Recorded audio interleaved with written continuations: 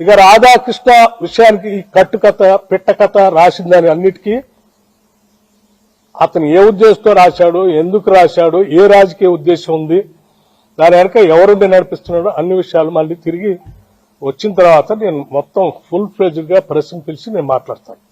అప్పటి వరకు మాత్రం I just want to make it very clear to the people of Telangana that నేను ఈ బాధ్యతలో ఉన్నంత కాలం ఏ గద్దల్ని, ఏ దోపిడీదారుల్ని, ఏ వ్యవస్థీకృతమైనటువంటి క్రిమినల్స్ ని తెలంగాణ ఆస్తులపైన కానీ తెలంగాణ వ్యవస్థలపైన కానీ నేను పడలేను. I will be keep protecting those things. I will stand for that. Thank you.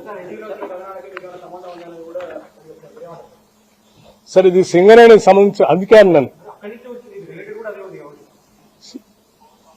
నీకు లేకపోతే మిగతా మీడియా సంస్థకి మీ ఇద్దరి మధ్యన ఏ సంబంధాలు ఉన్నాయో, ఏ వైరం ఉందో అది మీ ఇద్దరు తెలుసుకోవాల్సింది.